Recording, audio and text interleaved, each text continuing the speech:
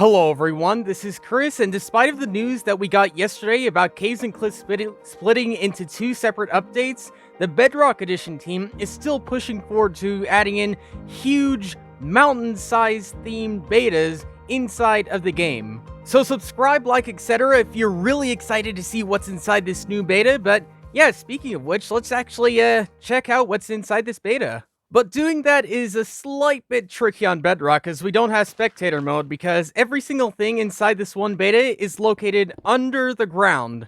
And so the only real way I could think of actually finding it is using a little cheaty X-ray glitch. If you're doing this in survival, I wouldn't recommend it, but okay, if we dig ourselves forward a little bit, you could probably just about see it because inside this beta, we actually managed to get the brand new cave generation with it, known as the Noise Caves. And if we fly around, we could just see like the absolute scale and size of these types of caves. We could see this goes on for so long, and they just feel so much more spacious than they did before. Before they were just so cramped in, but now that we actually managed to get the new cave generation, we can see that this is a unit. This is an absolute monster of a unit.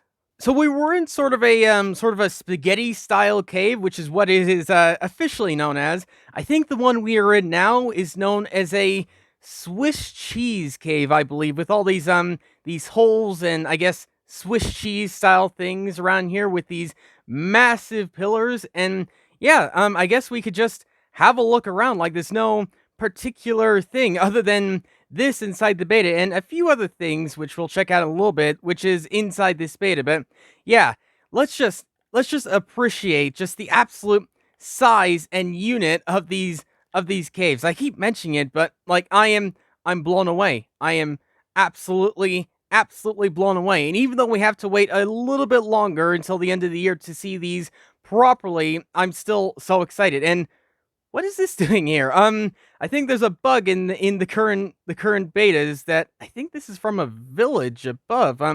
Okay, in case you want to see the seed itself, it's on the top of the screen, and if you go here, then you will get not only village crops and also diamonds. But yeah, if we keep flying around, yeah, we could see more obvious things of that. We could also see the deep slate pockets. When we are below -0, this should spawn in as a deep slate. As of this beta, it doesn't seem to be quite the case. It seems to just be the normal stone generation. But even with the normal stone generation, this is absolutely gorgeous. Like I can wander around these caves forever and never get bored of exploring them. I think I found my favorite generation so far. We have this little water aquifer, which by the way, water underground is now dependent on where it is. So you can see this water is on a lower level to this water, but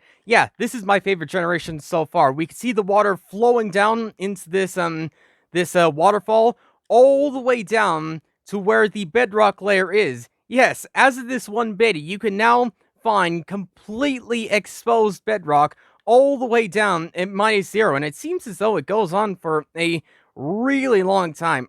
Obviously, as we can see with the lava, it's not quite finished. There's still some bugs to be worked out with some of this, but as of right now, it is, again, it's looking so incredible. I believe in this beta, there's been a few changes to do with the ore distribution now, so I believe the further down you go, the more likelihood you will find diamonds and other types of things like that. And oh, also inside this one beta, instead of just finding like mine shafts just hanging over like big drops and other things like that, like you would expect maybe inside of a ravine, now in this beta they are much more supported, as we have seen right here, because now you will find these big oak wood pillars right here holding them up, and if they are close enough to the top, you will see they will hang down from change to hold them up. So yeah, small little changes, small little updates to the way the mine shaft works. I would have liked a small little bit more with the mine shafts, but you know what?